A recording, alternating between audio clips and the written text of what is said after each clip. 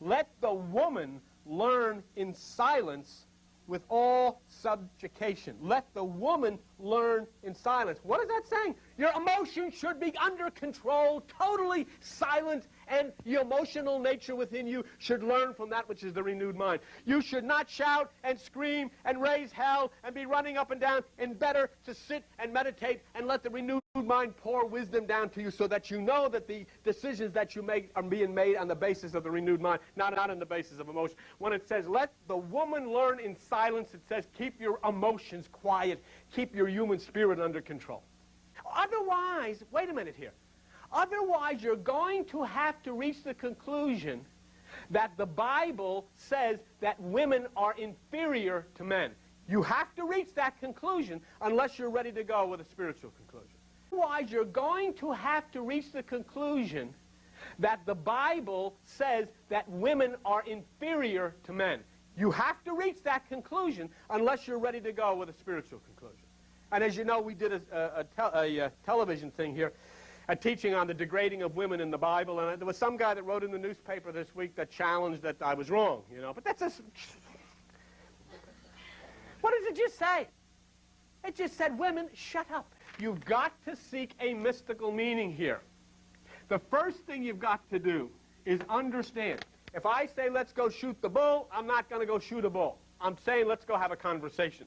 If I say that Joey spilled the beans, there are not pasta all over the floor, it means that he said something out of turn. If I said Mike shot his mouth off, he also said something out of turn. No need to call the first aid squad. All of these things you know, say, because it's a symbolic language. This Bible is filled with it. It's parable, numerology, symbolism.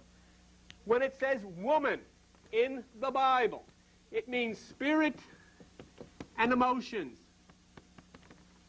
When it says man in the Bible, it means mind. It has nothing whatsoever to do with the sexual connotation. In the same way, you've got wife and you've got husband. And so when the Bible says that the wife must be subjected to the husband, it means the emotions must be subjected to the mind. Because if the mind is subjected to the emotions, you got lunacy. But if the emotions are subjected to the mind, you're all right. You have to realize Mark 4:34, Jesus never taught but in a parable. And so how has this been misinterpreted? The husband must be subjected, the wife must be subjected to the husband. These women go to pastors. Well, you know, the old bum beat me up, hit me over the head with a wine bottle. You know, I got 13 stitches, and I'm ready to leave him. Well, now, wait a minute, Maggie May. It says right here, you got to be subjected to the old guy. And, you know, just pray and have faith, and God's going to work a way out for you. So she does. She goes home, first thing she does, open the door, and he smacks her right in the mouth with a 2x4. But nobody can bring themselves to say, well, the Bible doesn't mean that. But it doesn't. It doesn't. There is no need for any human being to be subjected to another human being. Never. In fact, one of the things that Krishna said, do not be subject to the duties of another person. Never, ever subject yourself to the duties of another person. Never subject yourself.